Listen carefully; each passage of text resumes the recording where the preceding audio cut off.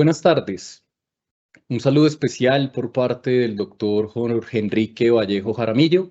presidente del Consejo Superior de la Judicatura, de los demás magistrados que integran la corporación y de la doctora Gloria Andrea Maecha Sánchez, directora de la Escuela Judicial Rodrigo Lara Bonilla. Les damos la bienvenida a la conferencia virtual denominada Derecho Agrario, Actualización Normativa. En esta oportunidad vamos a abordar un tema muy importante relacionado con el estado de la reforma agraria en trámite, las vicisitudes y situaciones específicas con relación a los avances o retrocesos en acceso a la justicia y en eficacia de derechos a la población rural campesina. También tendremos oportunidad de estudiar y abordar lo atinente al estado actual de los procesos y trámites de formalización de tierras, saneamiento de la pequeña propiedad, legalización o titularidad del derecho de dominio por prescripción, titulación de tierras y temas de alta relevancia en materia de derecho agrario. Para esta actividad académica, que tiene, como ya lo podemos reconocer, mucha importancia, tenemos también a alguien que está a la altura de este tema, y es la doctora María Julia Figueredo Vivas, magistrada del Distrito Judicial de Tunja y presidente de la Sala Civil Familia del mismo distrito. La doctora María Julia Figueredo es abogada de la Universidad La Gran Colombia, especialista en Derecho Procesal Civil de la Universidad Externado, también por esa misma casa de estudios en Derecho Contractual, especialista, y es magíster en Derecho Comercial por la Universidad Externado de Colombia. Doctoranda en Historia de la Universidad Pedagógica y Tecnológica de Colombia, la UPTC, y también nuestra conferencista se desempeña como docente, magistrada en la Sala Única Quibdó, juez civil, circuito, juez laboral, esto hace parte también de su experiencia, ha sido juez civil municipal, juez penal municipal, juez promiscuo municipal, miembro del Instituto Colombiano de Derecho Procesal, también vicepresidente nacional del Instituto Colombiano de Derecho Procesal y presidente del capítulo Boyacá del Instituto Colombiano, así como miembro del Comité Panamericano de Juezas, Jueces por los Derechos Sociales y la Doctrina Franciscana. Al igual, miembro de la Academia de Ciencias del Vaticano y miembro de la Academia de Historia Bolivariana. Doctora, bienvenida. Es un gusto tenerla con nosotros. Tiene el uso de la palabra. Gracias, Ricardo Mateo. Buenas tardes para todos. Buenas tardes a la señora directora de la Escuela Judicial Rodrigo Lara Bonilla, la doctora Gloria Andrea Maecha, al señor presidente del Consejo Superior de la Judicatura y a quienes nos siguen en estos espacios de complementación académica que tanta falta nos hace. Yo quiero agradecer mucho que la Escuela Judicial se ocupe de estos temas de la población rural, la población campesina, los problemas agrarios, temas de acceso a la justicia, tema de reconocimiento de derechos a partir de la formalización de tierras, la titulación de tierras y el reconocimiento de los derechos derivados de la falsa tradición. Me parece que ocuparnos de temas tan importantes y de tanto impacto en un grupo poblacional extendido a lo largo de Colombia es ayudar a construir unas líneas de entendimiento jurídico, ayudar a solucionar problemas estructurales sociales, problemas estructurales de discriminación histórica en el país, y es de alguna manera complementar realidades regionales y realidades a nivel rural. Hay varios aspectos que tocaré en la conferencia porque me parece que no se puede reducir a un asunto de rango procesal, como yo tantas veces lo he dicho,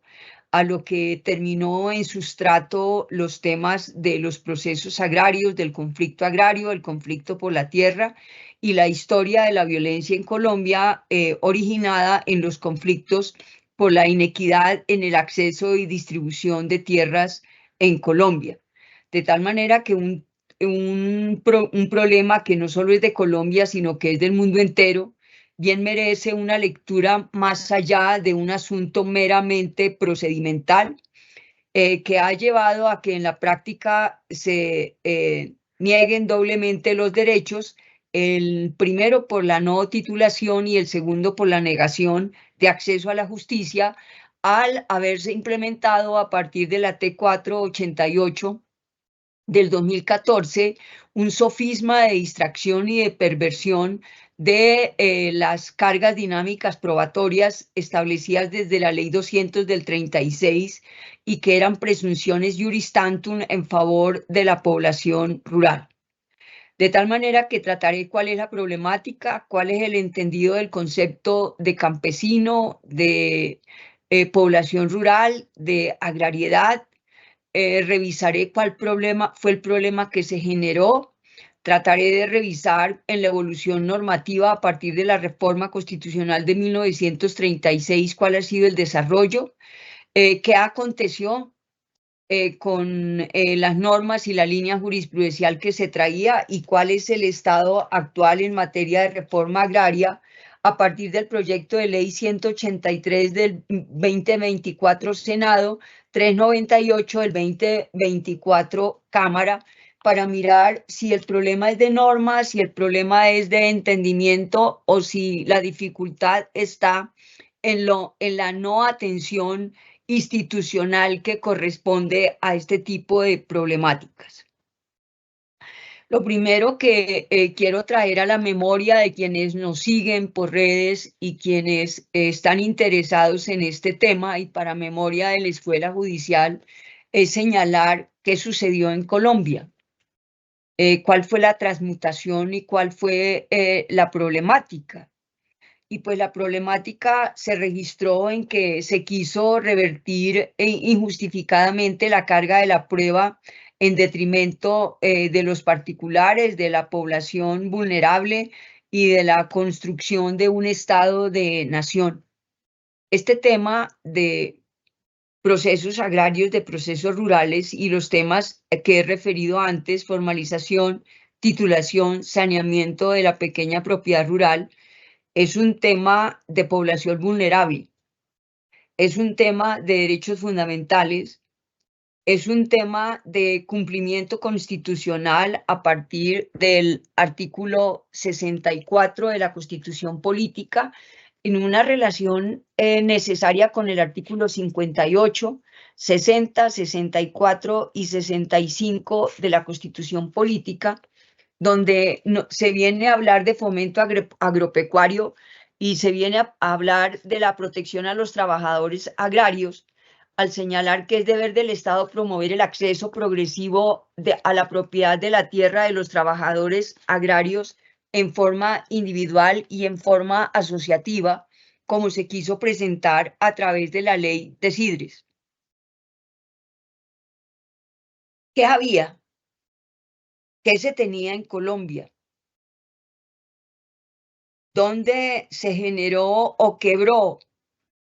la historia de Colombia en el conflicto por la tierra y en las respuestas que se tenían en creación jurisprudencial y en respuesta judicial para el mejoramiento en las condiciones de vida de la población y para dignidad en esa forma económica de producción?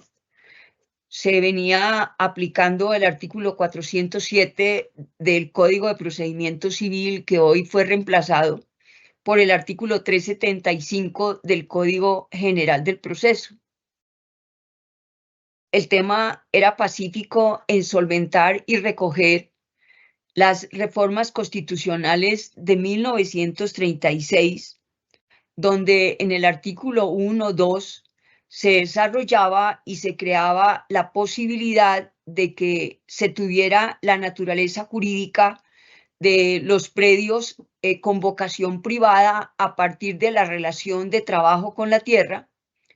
Esto con un antecedente apoyado en las políticas de Estado en promover la colonización para que el campesino trabajara la tierra y de esta manera contribuyera en el desarrollo y en la economía nacional. Por eso no solamente se le facilitó, sino que además se promovió esa colonización, que posteriormente se quiso desconocer. De tal manera que nosotros con la ley 200 de 1936 y a partir de las tres grandes reformas en Colombia, la de la ley 200 del 36, la de la ley 135 del 61 y la de la ley 164 del 94, que para nada modificó, y es un tema diferente, el de la ley 1148 del 2011, conocida como ley de víctimas, donde se introdujo la restitución de tierras y se creó la unidad de restitución de tierras adscritas al Ministerio de Agricultura, y de allí se desarrolló los jueces de restitución de tierras para temas de despojo a la población víctima del conflicto armado. Se venía tratando así, se dio el proceso de paz con las FARC, se dio el acuerdo de paz tramitado y adelantado en La Habana y finalmente oficializado en el Teatro Colón en Bogotá en el presidente de la presidencia del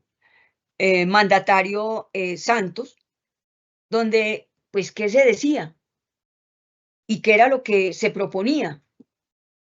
La ley 200 de 1936, en un criterio progresista, y a partir del gobierno de López Pumarejo, en épocas de revolución en marcha, hizo unos planteamientos de desarrollo, de progresividad, de transformación social, de inclusión de las poblaciones y de facilitamiento para que estas poblaciones tuvieran acceso en las políticas públicas. Estos temas,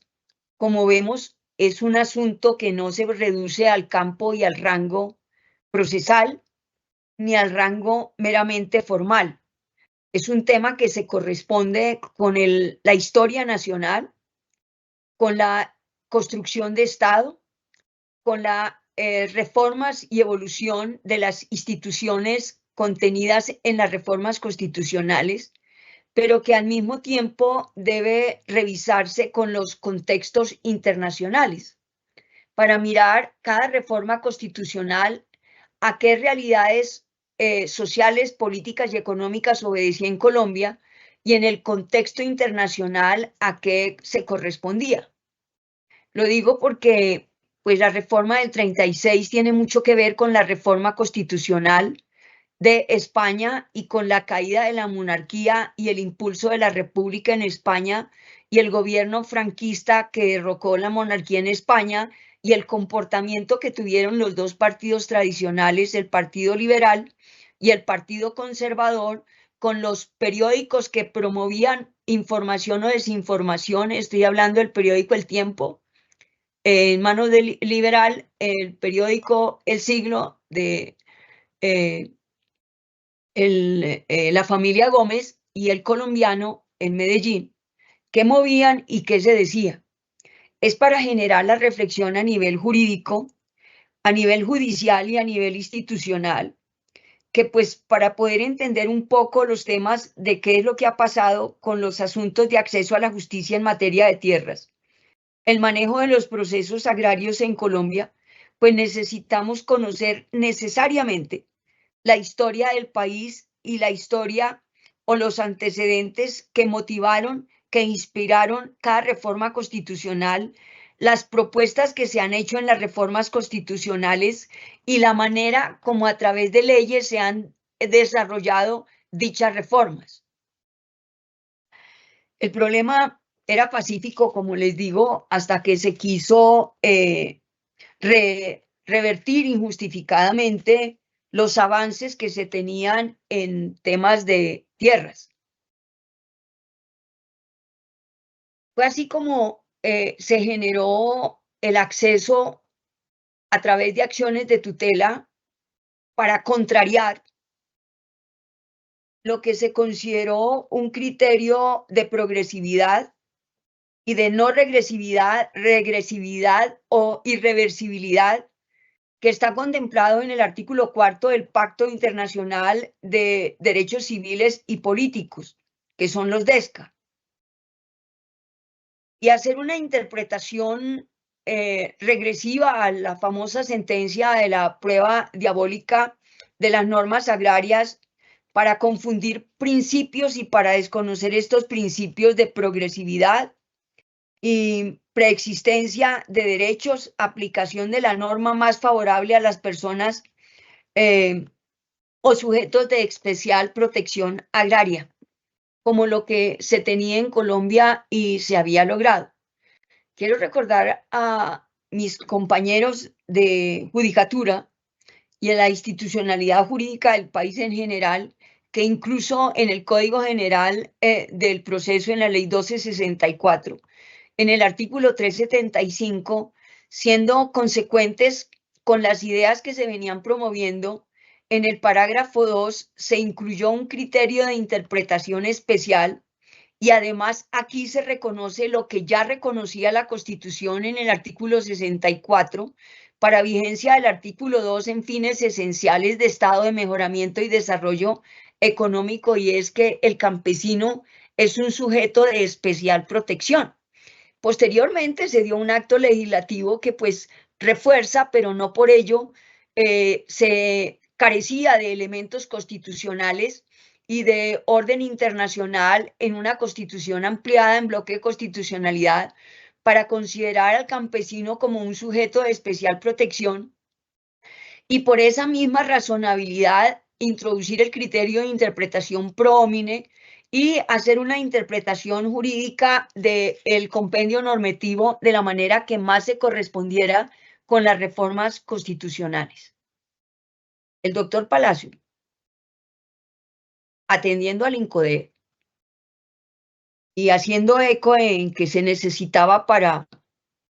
el proceso de paz un Fondo Nacional de Tierras, promovió acciones de tutela para señalar que las tierras que históricamente han trabajado por 100, 150 años, 20, 30, 50 años las familias, y que por tradición, por falsa tradición, en la medida en que en el campo no se tramitan sucesiones, no se hacen liquidaciones sucesorales, sino que simplemente se transfieren derechos y acciones, y desconociendo la historia de colonización, de acceso a la tierra, de mejoramiento, de progresividad y no irreversibilidad de derechos, planteó algo que ya se conocía en la Constitución política y se malinterpretó y malentendió. Y entonces, pues, la interpretación y capacidad interpretativa del juez se redujo a simplemente unos criterios de seguimiento y de copiado, para decir que es que todas esas tierras que no tenían titulares inscritos de derechos reales eran baldíos, y que la ley 160 del 94, en el artículo 48 y 40, había reformado y había derogado la ley 200 de 1936, que replicaba la reforma agraria en la ley 135 de 1961. Repito que estos son procesos de pertenencia, son procesos de titulación, son procesos de formalización y son procesos de saneamiento de la pequeña propiedad, como bien lo facilitó y lo promovió la ley 1561 del 11 de julio del 2012, donde se estableció un proceso verbal especial para otorgar títulos de propiedad al poseedor material de bienes inmuebles urbanos y rurales de pequeña entidad económica, sanear la falsa tradición y dictar otras disposiciones. Al fin de cuentas, tratando de concluir y centrarnos un poco, el INCODER planteó acciones de tutela para decir que esos predios eran baldíos y que los campesinos volvían a ser unos usurpadores de tierras porque se habían apropiado de los bienes públicos del país. Y en ese orden de ideas, las sentencias que habían proferido los jueces 100, 50, 30, 20 años atrás, estaban afectas de nulidad porque había un defecto fáctico y un defecto sustancial en la medida en que esas demandas nunca debieron ser admitidas, porque tratándose de baldíos, pues no había lugar a derecho de posesión ni a reconocimiento alguno por usucapión para titular la tierra. Eso lo planteó el INCODER y eso tuvo eco en la T488 con el doctor Palacios, firmada por el doctor Alberto Rojas Ríos, pero con un salvamento de voto maravilloso de la doctora Gloria, que para ese entonces hacía parte de la Corte Constitucional. Por supuesto, vino la incertidumbre, vino la confusión y vino la atemorización del Poder Judicial, desconociendo su independencia, autonomía y desconociendo no solamente la evolución en progresividad de derechos frente a todos estos temas, sino que además se condicionó a que los jueces debían rechazar las demandas que presentaran en cuanto a temas de formalización, temas de titulación o temas de saneamiento de falsa tradición, si los folios de matrícula inmobiliaria que conforme al artículo 407 del Código de Procedimiento Civil y luego consagrado en el artículo 375 del Código General del Proceso no tenían titulares inscritos de derechos reales. Así quedó. Y vino en choque con la Sala de Casación Civil en la Corte Suprema de Justicia, que me parece que con unas respuestas valientes e institucionales, pues se vinieron dando como en la sentencia del 27 de julio del año 2016, con ponencia del doctor Luis Armando Tolosa Villabona, donde no se hizo eco en la T488 del año 2014, y se dijo que esas acciones de tutela pues no podían prosperar, que no había lugar a ellas, que la regla del artículo 48 de la ley 160 del 94 es un instrumento indiscutible para el INCODER, pero que de ninguna manera reemplazaba los criterios que se venían asumiendo y que de ninguna manera se afectaba la naturaleza jurídica de los predios. A eso se redujo el punto. El juez ab initio debe determinar la naturaleza jurídica del predio, pero además se le indicó, se le señaló que debía siempre entender que el predio que no tuviera titulares inscritos de derechos reales era un predio baldío y que como tal la demanda debió ser rechazada y que por lo tanto las sentencias no hacían tránsito a cosa juzgada material, que debían anularse y dejarse sin efecto esas sentencias y que las inscripciones que se hubieran hecho en los folios de matrícula inmobiliaria para titular a quien había ganado por prescripción, vía posesión o usucapión, debían dejarse sin efectos y de esta manera revertir para la titularidad del Estado lo que siempre le había correspondido por ser bienes baldíos. Esto generó muchísima dificultad judicial, generó una grave crisis en el entendimiento y en el acceso a la justicia, en la respuesta institucional, en consolidación y verificación de derechos de la población rural y en la confusión de cuál era el sentido y entendido del artículo 407 y el artículo 375, que establecía la necesidad de un anexo a la demanda en cualquiera de estos tres aspectos del folio de matrícula inmobiliaria. En un segundo aspecto, quiero recordar a la judicatura que si bien es cierto que se hacía exigencia del folio de matrícula inmobiliaria, no era para establecer que por ausencia de titulares inscritos la naturaleza jurídica del predio per se era baldía, sino con el objeto de determinar a quién se demanda, a quién se vincula por pasiva. Si había titulares inscritos de derechos reales, pues ellos eran los llamados a ser demandados. Y si no lo había, pues la demanda se dirigía contra indeterminados. Era al interior del proceso, con una potestad y un deber proactivo, dinámico, oficioso, probatorio por parte del juez, que se establecía o se definía la naturaleza jurídica del predio para mirar si había una relación de posesión y por ende había una viabilidad a través de la pertenencia para ganar la titularidad del predio que se tenía en relación de trabajo y por el cual, a partir de la reforma constitucional de 1936 y con la reglamentación de la Ley 200 de 1936, se le tenía vocación privada y por ende era prescriptible. Es decir, con la sentencia T488 se borró la memoria jurídica, la memoria jurisprudencial y la memoria de progresividad de derechos en estos temas. Para entonces y ahora, existían más de 2.500 predios por formalizar. Y se pregunta, ¿el predio era baldío o era propiedad privada?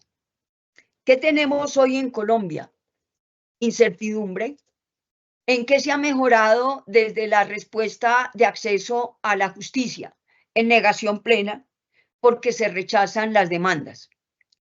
A raíz de esta situación y aprovechando el contenido, las órdenes dadas en una sentencia de tutela para un caso en particular, el predio Lindanal en Orocue, que era inferior a la UAF e inferior al POD, se dijera y se sesgara de tajo para negar y de ahí en adelante decir es un tema de competencias, es un tema de requisitos de la demanda, rechácese la demanda y estos predios no van allí. Pero con abono en la T488 se creó el decreto 902 por la Agencia Nacional de Tierras que reemplazó al INCODER para introducir en el decreto 902 el procedimiento que se establecía en la ley 1561 del año 2012, que era un proceso verbal especial, trasladar al Ejecutivo, sustraer de la judicatura un tema que es de reconocimiento de derechos fundamentales y que está en manos de los jueces necesariamente, sustraerlo de conocimiento de los jueces, llevarlo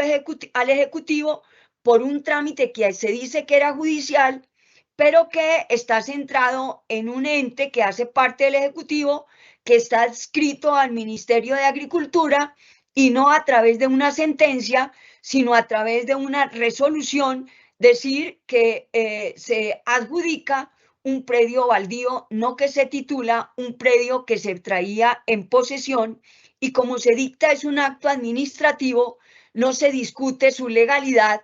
o no se controvierte su legalidad ante los jueces, sino que se discute por vía de nulidad del acto administrativo ante la jurisdicción contencioso administrativa. Tal vez por cuestiones de lobby en La Habana y demás, se produjo esta serie de, yo llamaría, infortunadas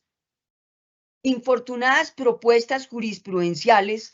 en la sala de decisión que presidía para ese entonces el doctor Palacio. En un tercer escenario, yo quiero avanzar para decir que estos temas necesariamente requieren el entendimiento de qué se entiende por campesino, qué se entiende por ordenamiento rural, qué se entiende por estructura agraria, cómo es la estructura agraria en el país, qué se entiende por agrariedad y cómo se desarrolla. El juez civil, en cuya responsabilidad estaba el manejo de este tipo de procesos, pero no porque se ocurriera, sino porque era un tema referido a derecho a la propiedad privada, al patrimonio, un tema de régimen de bienes, un tema de jurisdicción civil y por ende un tema pues del que conocían los jueces civiles en razón a que no obstante la creación de las jurisdicciones agrarias intentadas desde el 36, nunca se consolidaron, nunca se desarrollaron, ninguna de las tres reformas agrarias se consolidó, ni se atendió, ni se desarrolló, pero sí había la necesidad de dar una respuesta de acceso a la justicia, había una necesidad de dar una respuesta de consolidación y definición de derechos del campesino respecto de los predios que ocupó, como digo, porque el mismo Estado en política pública promovió a través de la colonización lo que se conoció sobre todo en lo que hoy es Casanare, lo que es el sur de Colombia. Por supuesto, cuando yo trato estos temas, no me refiero a las grandes concentraciones de tierra, no me refiero a los terratenientes, que ellos sí han abarcado y han copado y han ampliado tierras que no les corresponde, sino me refiero a la pequeña propiedad agraria, a la pequeña propiedad rural, esa que, de acuerdo con el Plan de Ordenamiento Territorial o el PDOT de cada municipio, ni siquiera alcanza a la UAF, de que hablaba la ley 135 del 61, porque está por debajo de esa medida, pero que sin embargo le sirve de medio de desarrollo económico, medio de sustento porque representa el salario para el campesino, forma de vida porque allí tiene establecida su vivienda, forma de arraigo porque es a través de la relación con el campo y con la tierra que las familias campesinas vienen generando estos asuntos que me parece importante tratar. En un quinto escenario, me parece que es necesario que quienes nos ocupamos de dar respuesta desde el acceso a la justicia y desde la consolidación de derechos encargado a la rama judicial del poder público de manera autónoma e independiente, debe revisar no aspectos de simple rango formal, como requisitos de la demanda o competencia, sino consultar todos estos aspectos y empezar a entender por qué se habla que los temas de los procesos agrarios es un tema de población vulnerable, es un tema de desarrollo económico, es un tema de orden sociológico, es un tema de orden cultural y es un tema de desarrollo social de las familias campesinas. Me parece conveniente traer aquí a presente para dejar alguna definición que es necesario comprender nosotros qué se entiende por campesinos. Es comprender las diferencias entre quienes son propietarios y desarrollan otro tipo de actividad. Es decir,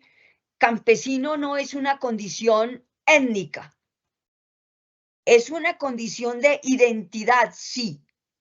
campesina, pero no es una condición étnica, es una condición económica relacionada no solamente con quienes viven en el área rural, sino relacionada con la propiedad y la participación en la propiedad,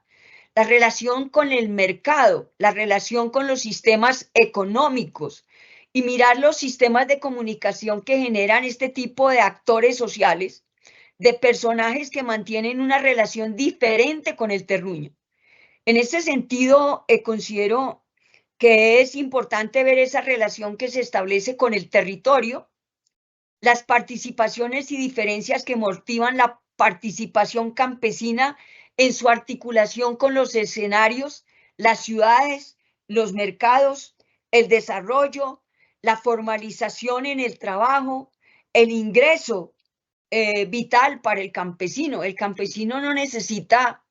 bonos solidarios, no necesita subsidios. El campesino necesita herramientas e instrumentos de trabajo. Y pues para el campesino siempre lo han sido la tierra, el agua y la asistencia tecnológica, muy ausente y muy escasa, sobre todo frente a la población rural que no tiene acreditada la titulación ni la formalización de la tierra en donde tiene asentada su familia, su vivienda y su explotación económica. Sobre este tema de concepto de campesinado como grupo social, Rafael Domínguez, en su libro Campesino, Mercados y Adaptación, busca una caracterización y señala que está caracterizado por un modo de vida rural, un modo de organización familiar, comunalmente estratificado internamente, pero subordinado en su conjunto a poderes extraños, externos al grupo y a las fuerzas de mercado, y que obtiene unos medios de subsistencia de producción agropecuaria, así como otras actividades desempeñadas por una unidad familiar de rentas mixtas, a partir de una estrategia de multiuso en su relación con el ecosistema, que tiene una correlación con la pluriactividad en su relación con el medio económico. El campesino no solo explota la tierra, sino que pues además es artesano, tiene otras formas de subsistencia. Concluyo sobre este tema de definición de campesino, de población rural y de agrariedad para decir que durante décadas enteras se ha enfatizado la necesidad de reconocer la interdependencia de los contextos rurales y urbanos. No obstante, hoy en día siguen siendo necesarios los estudios comparativos sobre pobreza, calidad de vida, estilo de vida, urbanos y rurales en los planes de desarrollo. Tener calidad de vida, mejorar las condiciones de desarrollo y reconocer los derechos fundamentales del campesino es darle acceso al agua potable, es darle acceso a unas vías o a una malla vial adecuada, es darle acceso a una infraestructura rural, a una infraestructura económica. Surge una pregunta central de ruralidad. ¿Cómo la entendemos? ¿Cómo la manejamos? ¿Cómo la entiende el juez? ¿Cómo hay una interrelación o hay ausencia de interrelación del juez con el concepto de campesino y de ruralidad? ¿Cuáles son las miradas sociológicas desde lo urbano y desde lo rural?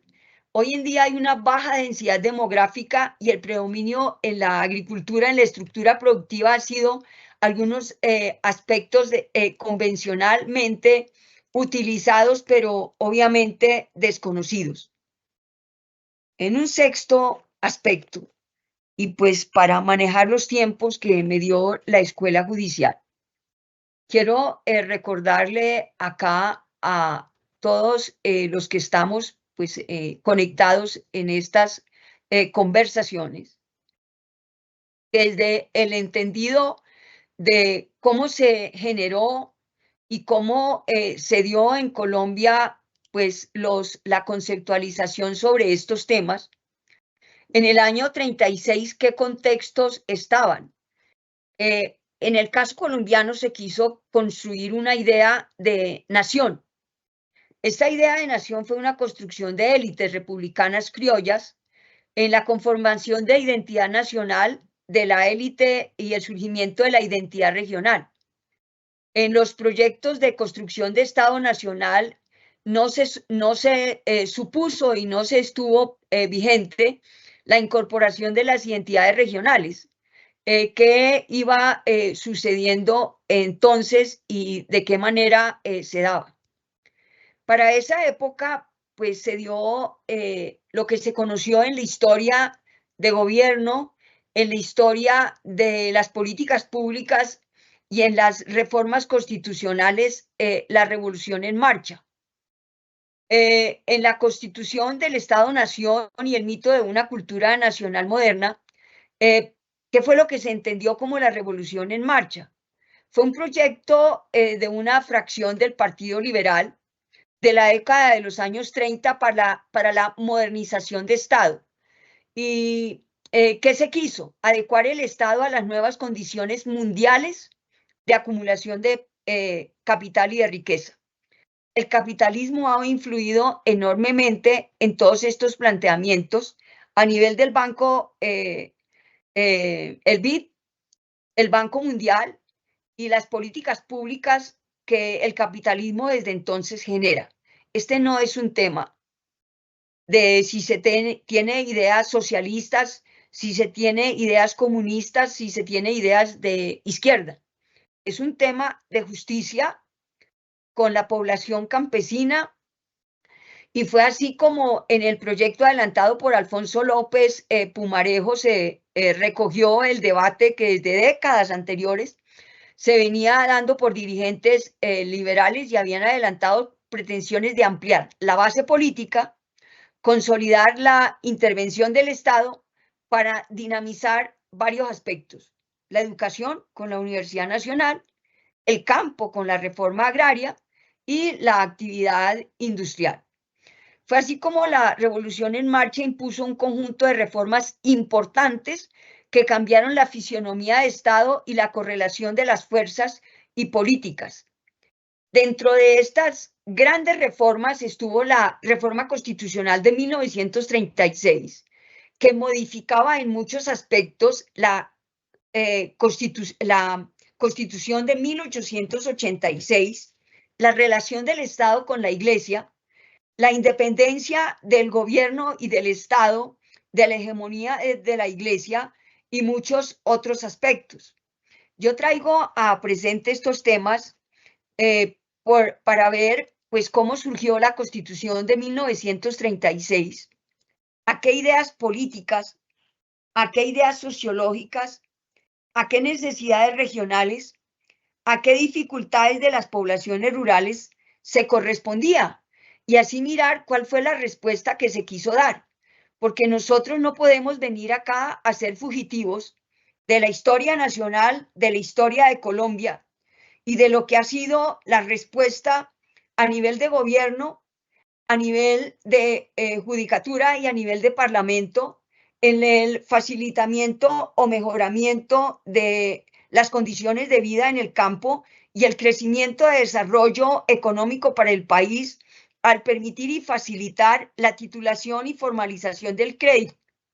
de los predios, que a su vez le permitía a los campesinos operar en el mercado de las propiedades, operar en el mercado de los capitales y operar en el mercado de los créditos para mejoramiento de su parcela, para tecnificación de su parcela, para un mayor desarrollo de la familia y un impacto en el desarrollo nacional. Me preocupa de alguna manera, de forma muy sustancial, entonces que se haya dado en el país un facilismo institucional y un facilismo judicial que tomó a modo de descongestión de los despachos el rechazar las demandas que se presentaban, el de venir a hacer controles de legalidad sobre los procesos en curso, diciendo que esa demanda debió ser rechazada y que había nulidad por falta de competencia, y de esa manera borrar de los anaqueles y de los despachos judiciales la existencia de procesos de pertenencia donde se pretendía la formalización, la titulación y el saneamiento de pequeña propiedad sobre predios agrarios que no tenían titulares inscritos de derechos reales. Y digo agrarios porque esa condición la da la explotación económica del predio a partir del agro y de los temas pecuarios e incluso pesqueros. Es decir, no se dimensionó lo que representaba el acceso a la justicia en la sustancialidad de derechos, sino que se dejaron guiar por decir, ahí hay un defecto orgánico, hay un defecto procesal y hay un defecto sustancial, porque esos bienes eran baldíos, y desde entonces se desnaturalizó la condición privada de los predios. Se desnaturalizó por un fallo de tutela, en un caso particular, pero no por ello, en ese fallo de tutela, se cambiaron los sistemas legislativos vigentes que habían. ¿Y cuáles eran los sistemas legislativos? La Ley 200 del 36 en 4 grandes aspectos. La Ley Cuarta del 73, la Ley 135 del 61 y la Ley 160 del 94. Quiero contarles a ustedes para precisar que la Ley Cuarta del 73 no modificó, no derogó las presunciones iuris tantum y mejoramiento en cargas probatorias que se establecía en los procesos agrarios en favor de la parte más débil en la relación con la tierra, que es el campesino. Permaneció intacto. Que la Ley 135 del 61 no derogó ni modificó estas presunciones, ni derogó que se tenía con naturaleza privada de los predios desde la Ley 200 del 36 por disposición de la reforma constitucional de 1936, que en un avance de progresividad de derechos y en la necesidad de dar unas respuestas más equitativas y la participación, no solo a nivel político, sino a nivel económico de la población rural, promovió este tipo de reformas que fueron, pues obviamente, desarrolladas para que la constitución política tuviera vigencia. Colombia, en la estructura agraria hoy, no es la misma que hace 100 años, casi, en 1936. La forma económica, visión y proyección económica del país en esa época no es la misma de hoy. Por lo tanto, en el 2014 y los años que han seguido hacia acá, no se podía hacer una interpretación y un sesgo en la integración normativa, descontextualizando las realidades sociales, económicas, políticas que se venían dando 50, 60 o 70 años atrás. Las normas se interpretan de acuerdo con las realidades sociales en las que se presenta la demanda y se genera una decisión por parte del juez. Pero no podemos venir a analizar hoy con criterios de las realidades sociales y contexto político de hoy, una norma que se interpretó y un fallo judicial que se dio con un contexto y una realidad nacional, una realidad regional y un contexto social muy diverso 50 o 60 años atrás. En los 10 minutos que quedan, y pues para dar espacio a las preguntas, como ven, quienes estamos atados en estas charlas, hay la necesidad de acopiar, estudiar, conocer las normas, mirar qué propone, qué fue lo que se dio en el proyecto de ley 183 Senado,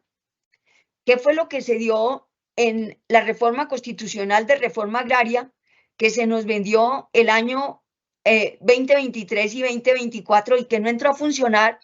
que hasta que no se reglamentara el tema de competencias y el tema de procedimientos. No se nombraron los jueces agrarios, no se creó el Tribunal Agrario, se dejó la jurisdicción agraria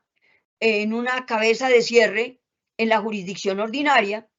pues si lo que se planteaba era que la jurisdicción ordinaria no era la llamada a conocer y se creaba la jurisdicción agraria, pues esa creación de la jurisdicción debía ser completa. Yo no digo que sea incompleta porque quede en cabeza de la Honorable Sala de Casación Civil de la Corte Suprema de Justicia, que tantos avances ha dado al país y lo sigue dando, sino que por lo menos debió haber una sala especializada sobre estos temas de jurisdicción agraria, que es diferente a los temas de la restitución de tierras, que se ocupa de ley de víctimas, de despojo y de devolverle a las familias o a las personas que por contexto de violencia les han quitado su tierra por despojo y sencillamente le devuelven lo que los violentos le arrebataron. Este es un tema de ordenamiento rural, de ordenación de territorio, de reforma de una Colombia rural. Es una necesidad imperiosa. Colombia no tiene consolidadas unas leyes específicas que se ocupen de hacer la diferenciación de identidad. No hay unos recursos y unos procedimientos ágiles y no hay un registro inmobiliario, no hay un archivo, no hay un inventario de baldíos, no hay elementos que permitan clarificar. La Agencia Nacional de Tierras, debo reconocer que con el procedimiento que introdujo copiando el de la ley 1561 del 2012 y apoyado en la motivación y argumentación que le daba la T484 para crear la Agencia Nacional de Tierras y generar el decreto 902 del 2017, digamos que ha facilitado a los campesinos lo que en algunos casos, y esa fue la gran dificultad, el juez no promovió, es decir, no se ocupó de adelantar una dinámica probatoria exhaustiva que permitiera consolidar los derechos a la formalización y titulación del predio que por posesión en pertenencia demandaba el campesino o por saneamiento de la falsa tradición demandaba quien había adquirido derechos y acciones. Valga clarificar acá que no se trata de esos fraccionamientos de la tierra o ese loteo que se hace con fines turísticos como para hablar de mi departamento, sucede en Villarreiva, donde ya se desnaturaliza la relación trabajo-tierra, la relación agraria y vocación agraria y la población campesina, sino que me refiero a esos predios que representan realmente por la relación de trabajo con el campo de las familias y que son microfundios. En Colombia, en Boyacá, en los Santanderes, en el Meta, en Nariño, en el eje cafetero, donde se dio la colonización para el desarrollo del Fondo Nacional del Café y el desarrollo del boom cafetero, que igualmente colonizó las sierras, pero lo hizo con café. Es la misma circunstancia que se da en Boyacá, donde hay fraccionamiento y microfraccionamiento de la tierra. De tal manera que no por titular, no por formalizar o no por adjudicar lo que la ANT llama baldíos, se les está dando tierra. Esos son derechos que ya habían consolidado y que ya han tenido. Eso no son reformas agrarias. Eso no son modificaciones a la estructura agraria en el país. Es simplemente una consolidación de derechos que, pues, si la forma es en el Ejecutivo, digo, lo importante es que se avance en el reconocimiento de derechos de la población rural. ¿Cuáles son los pilares en estos casos? Para un ordenamiento, la ordenación rural, la ordenación de territorio, la vivienda rural, el agua potable, el básico rural, la ley 135, que fue el segundo intento de reforma agraria, se fundamentaba en 3 pilares estratégicos que complementaba y desarrollaba la ley 200 del 36. Primero, la dotación de tierras a los campesinos carentes de ellas. Segundo, la adecuación de tierras para incorporarlas a la producción, el acceso a créditos y la organización de mercados. Y en tercer lugar, como pilar fundamental de la reforma de la ley 135, la dotación de servicios sociales básicos y otros apoyos complementarios. La ley 160 del 94, ¿qué hizo? Desarrollar estos ejes, apoyar lo que se planteaba en la reforma constitucional del 36, lo que se apoyaba, lo que se decía en la ley 135 del 61, que se conservó en la reforma constitucional del 91, artículos 94 y siguientes en correlación con el artículo 58 constitucional, y que además recogió el Acuerdo de La Habana y que recoge las recomendaciones de la Comisión de la Verdad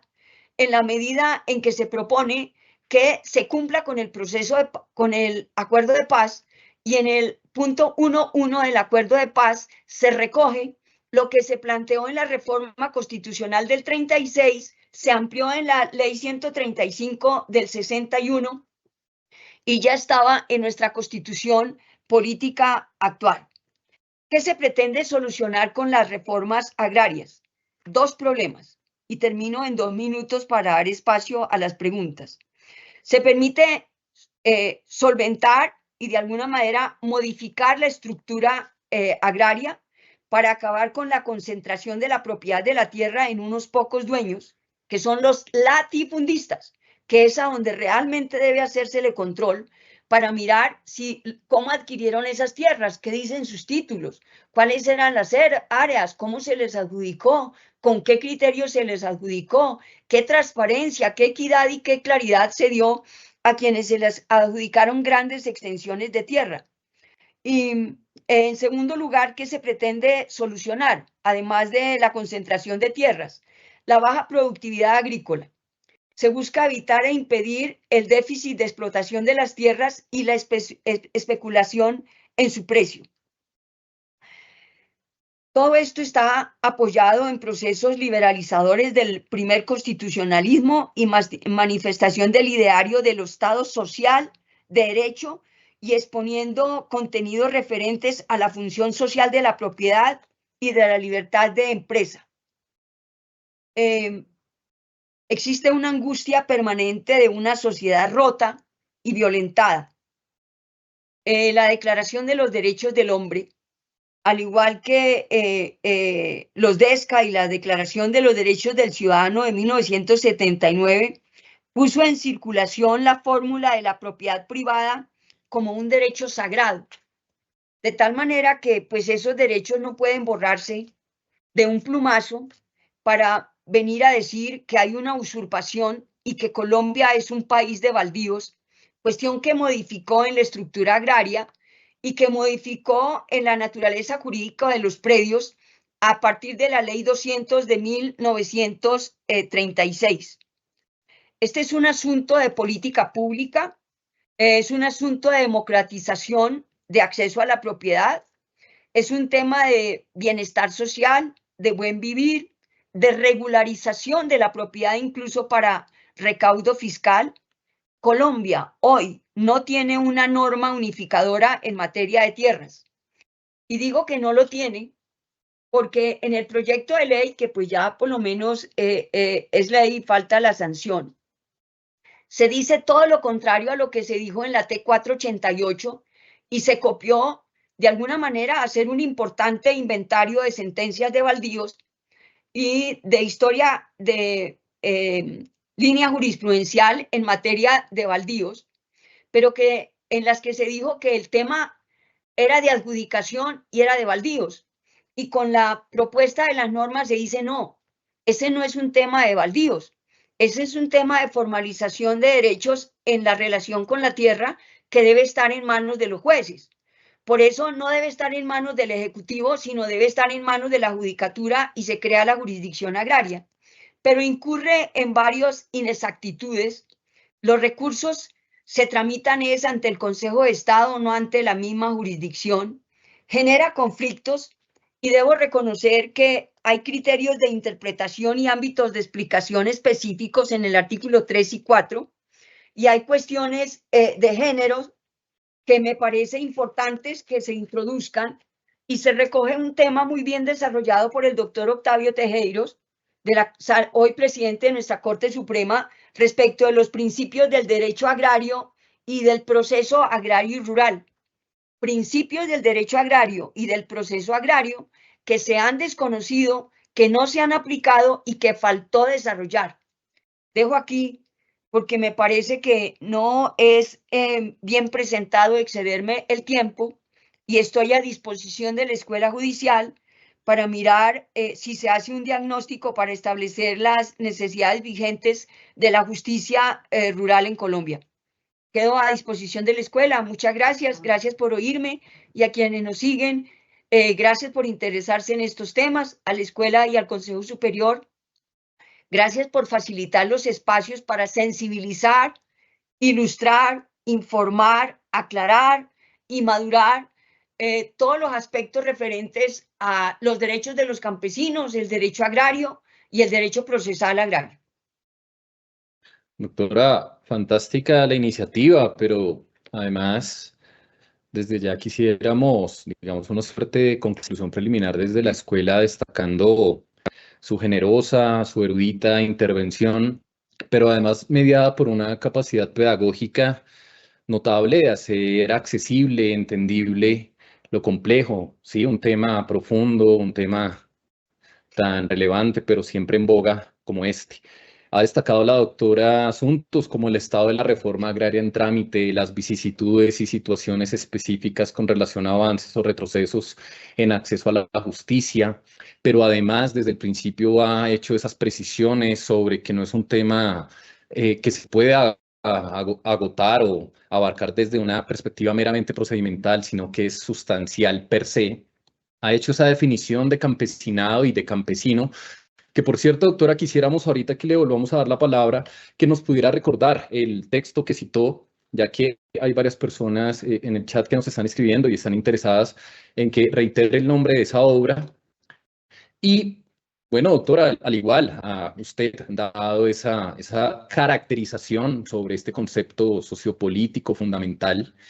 ha hablado de agrariedad, contexto histórico, etcétera. y además desde una arista histórica, insisto, aludiendo inclusive esos contextos como el de la República Liberal, 1936, la reforma constitucional y por supuesto también lo atinente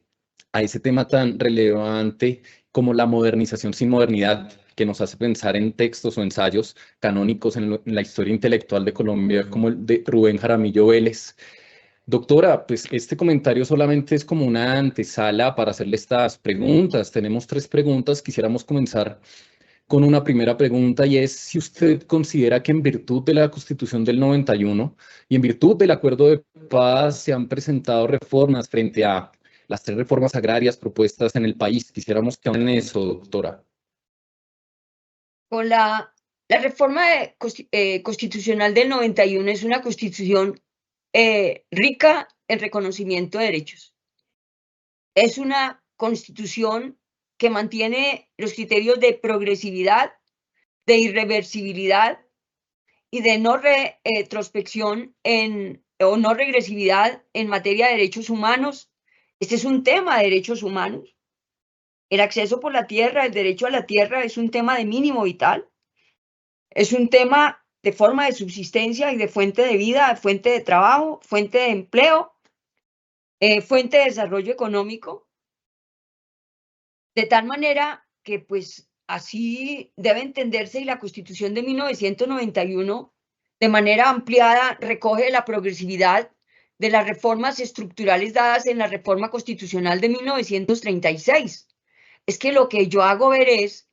que se conservó en la ley 200, en la ley 135, en la Constitución del 91, en la ley 160 del 94. Las normas se interpretan de acuerdo con su espíritu, de acuerdo con el motivo o antecedentes que le dieron origen y conforme a la finalidad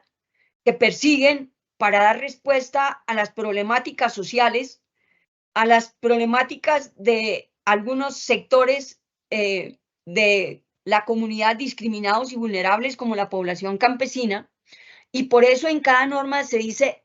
el objeto de la ley es el siguiente. Y si nosotros miramos estas normas, el objeto es el mismo que se prevé en el artículo 64, que desarrolla la ley 160 del 94, que copia el decreto 902 del año 2017, que se propuso en el acuerdo de paz y que pues no ha tenido desarrollo. De tal manera que nuestro problema, yo lo he dicho en varios foros, no es ausencia de desarrollo normativo, es de entendimiento, de interpretación, de sesgos interpretativos, de sesgos o intereses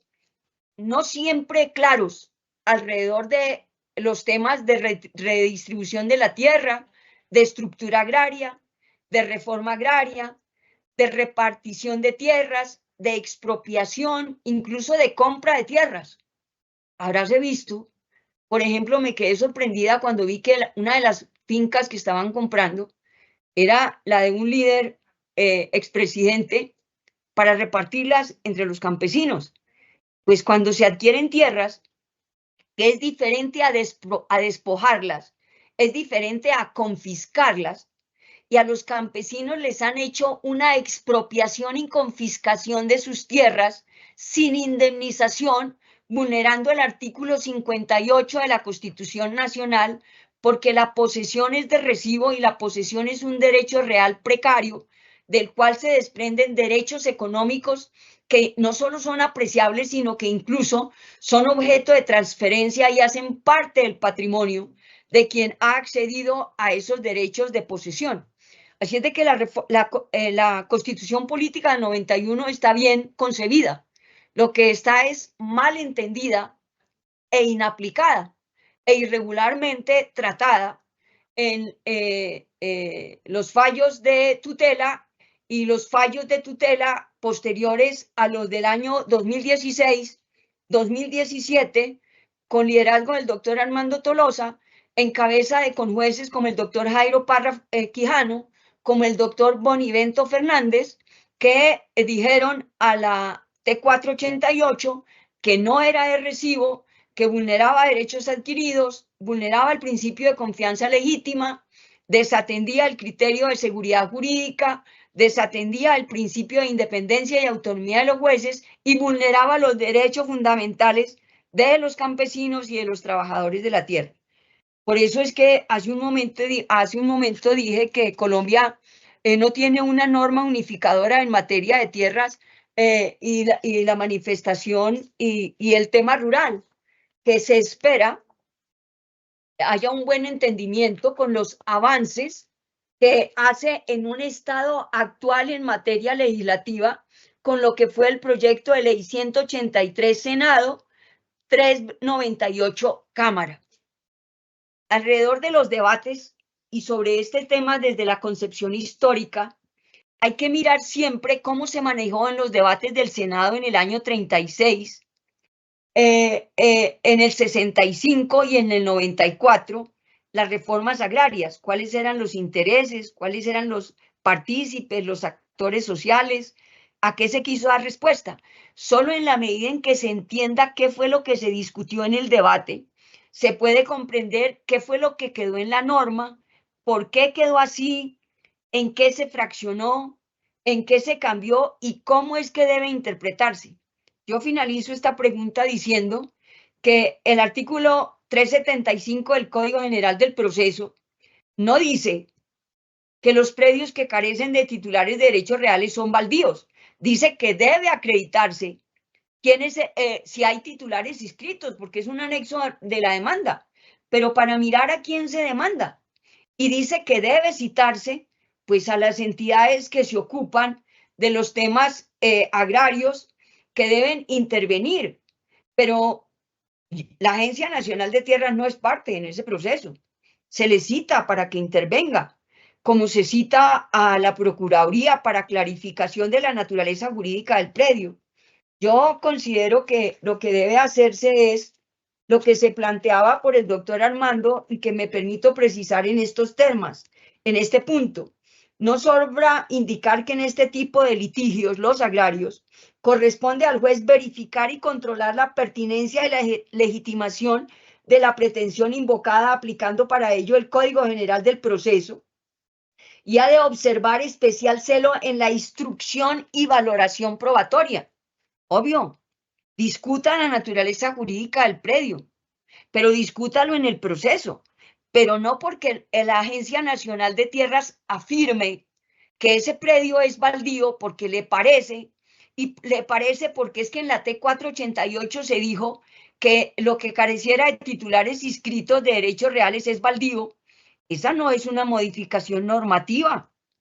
esa no es una derogación de las normas vigentes, y me parece que ha habido un irregular entendimiento, una corta visión en respuesta institucional y un poco esfuerzo por parte de nosotros los jueces, incluyéndome, en la necesidad de ahondar en el debate probatorio, pero no es que de tajo y de entrada se le rechace la demanda diciendo como la agencia dijo que esto era baldío, es baldío. No, dé el debate probatorio y usted, Agencia Nacional de Tierras, antes INCODER, dentro del proceso, acredite que es baldío, pero hay una presunción vigente que ampara, que son presunciones juris tantum, por supuesto, puede haber prueba en contrario, pero que se dio para mejorar la carga y facilitar en un entendimiento de principios y valoración probatoria, principio de equidad, principio de reconocimiento de derechos, principio pro homine, principio pro campesino, pues que deben interiorizarse en cada proceso, pero no rechazar la demanda con un criterio me parece facilista que termina en negación del derecho, que es la razón de ser de la institucionalidad. La estructura institucional de Estado está para verificar y consolidar derechos, no para negarlos. De tal manera que por eso digo, no, este no es un tema de formalidad y de procesal, no es un tema que se reduzca a la competencia, aunque el juez debe hacer una revisión de la demanda y calificar su competencia, pero esa competencia no está dada de la manera que se ha venido manejando. Es lo que puedo responder. Seguramente estaré equivocada en algunos aspectos, pero he tenido la preocupación desde que salió la T488 del 2014, de ahondar y de buscar de alguna manera una solución como más argumentada desde el rango económico, político, sociológico, cultural, histórico para estos temas. Nosotros no podemos quedarnos con una superficialidad procesal sin que esto implique desconocer la importancia del derecho procesal. Pero repito, este tema no lo podemos reducir a anexos de la demanda y a competencias. Es un tema mucho más estructural, mucho más fuerte, en el que tiene ahínco y asiento, y lo sigue teniendo la violencia en Colombia. Muy bien, doctora, gracias. A continuación, pues haré alusión a las otras dos preguntas. Por cuestiones de tiempo, le haré estas dos preguntas en simultáneo para que, por favor, usted las aborde ambas. Cuando le volvamos a dar la palabra, doctora, la primera es, ¿considera que el proyecto de ley que hace tránsito en el Congreso respecto de la reforma agraria y la reglamentación del procedimiento constituye una salida jurídica y procesal no prevista en la ley? Y la otra pregunta es, ¿cuál es su consideración o cuál considera que sea la forma para sacar avante el reconocimiento del derecho a la titulación, formalización y saneamiento de la pequeña propiedad a la población rural y campesina trabajadora? Yo creo que el proyecto de ley traía cosas y tiene cosas importantes, yo ya las manifesté, representa un mejoramiento, pero a su vez genera contradicciones e incertidumbres respecto de competencias, respecto de recursos, respecto de manejo de los trámites, y una mixtura en cuanto a la identidad de derechos, naturaleza de los predios, estructura de la misma jurisdicción agraria, para confundirla con la jurisdicción de lo contencioso administrativo.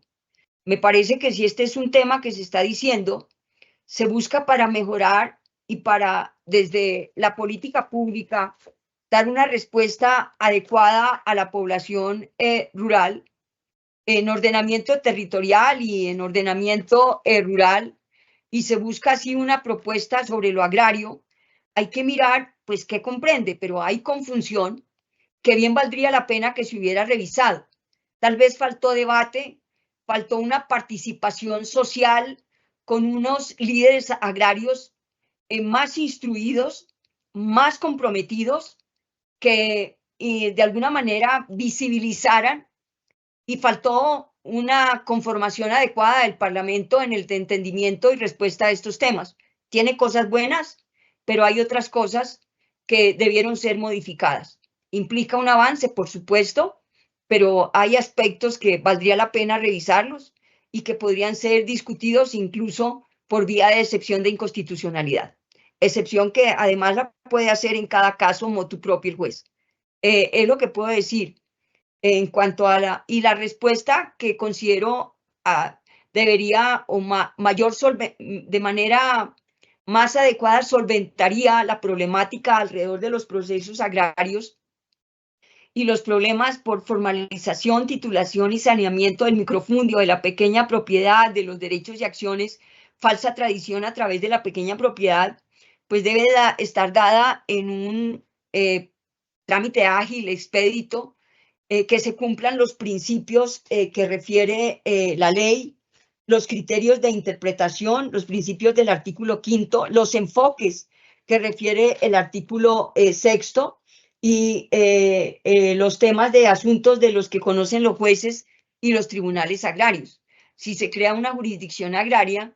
pues désele los procesos, pero no creamos una jurisdicción agraria para dejar los procesos en el Ejecutivo a manejo de la Agencia Nacional de Tierras. Esos 2 millones o 3 millones de procesos, que son más, que implica reconocimiento de derechos sobre la propiedad, no tienen por qué estar en manos del Ejecutivo. El juez, por formación, por vocación, por autonomía e independencia, tiene unos criterios de racionalidad en la aplicación del derecho, de fundamentación en la eficacia y eficiencia del derecho, de dinámica en un debate probatorio adecuado y fuerte, que debe darse al interior de los procesos, pero está alejado el juez de sesgos electorales, de sesgos politiqueros, pero sí fundamentado en la política pública guiada por la necesidad de dar una salida institucional para la verificación de los derechos alrededor de la relación que tiene el campesino por trabajo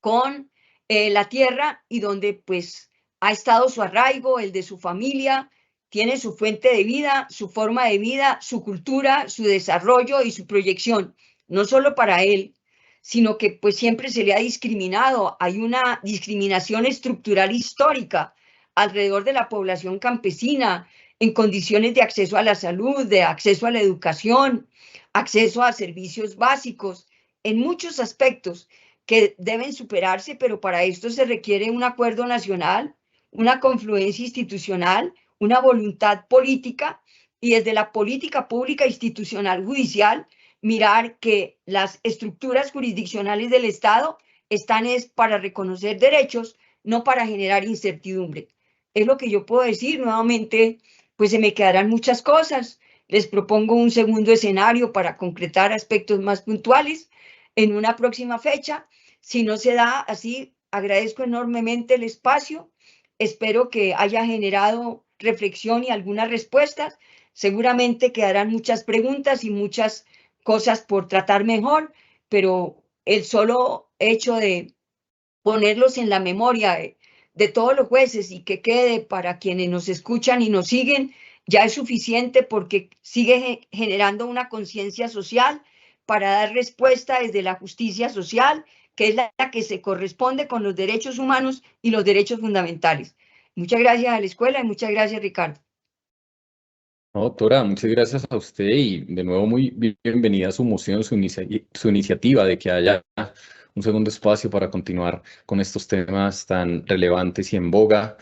Pues doctora, de verdad que hay muchos comentarios positivos que estamos leyendo. Se ha logrado combinar, diremos adicionalmente, una doble o tal vez triple perspectiva en este análisis, una perspectiva descriptiva histórica, pero también una reflexiva, pero también una mediada por un pensamiento crítico. Inclusive nos hace pensar en un texto célebre como es el texto Siervo sin Tierra de Eduardo Caballero Calderón, que narra, bien lo sabemos, la historia de un campesino colombiano que busca poseer su propia tierra, y ese título también simboliza la condición de muchos campesinos en nuestra América que a pesar de trabajar la tierra no la poseen y son dependientes de grandes terratenientes, siguiendo esa novela fantástica. Entonces, gracias a usted, doctora. Si tú me permites 30 segundos, Ricardo, Claro. yo participo del convencimiento de Juan Sin Tierra, el Siervo Sin Tierra, porque eso es Tipacoqui, al lado de Soatá, la tierra donde nací, es ahí a 10, 15 minutos,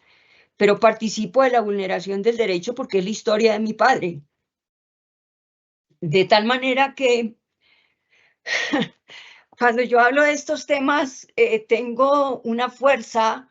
de la necesidad de responder en justicia material como valor social necesario para conseguir un anhelo nacional, que es la paz como aspiración de todos. Pero quiero despedirme señalando al maestro Jorge Velosa, que en sus canciones refiere la historia de la tradición familiar popular en Boyacá y en Colombia. Y en su canción dice: soy tierra, soy ruana, sombrero y asadón, nacido en el paisaje y su bello resplandor. Esos son los campesinos, gente trabajadora, gente buena, gente que no espera que les regalen comida, la produce, gente que no espera que les regalen, solo pide el derecho por la tierra y el tener fuentes de empleo, fuentes de trabajo en su relación con la tierra. Así es de que, perdona mi intervención, pero cuando nombraste mi tierra, nombraste mi origen y pues por eso me atreví a hacer esta intervención final. Qué pena y muchas gracias. No, doctora Figueredo, gracias, de verdad, mil gracias. Y igualmente a los servidores, servidoras, a todas las personas que actúan en el sector justicia, que se conectaron a esta conferencia virtual. Les informamos que una vez editada la grabación de la actividad, se cargará el portal de YouTube institucional para consulta de todos. Los invitamos, como siempre, a que nos sigan a través de las redes sociales como Escuela Judicial Rodrigo Lara Bonilla. Recuerden que en nuestro canal encontrarán las grabaciones de las videoconferencias realizadas anteriormente, las cuales pueden contribuir a su quehacer judicial. De nuevo, muchas gracias a todas y todos. Que tengan un buen resto de tarde.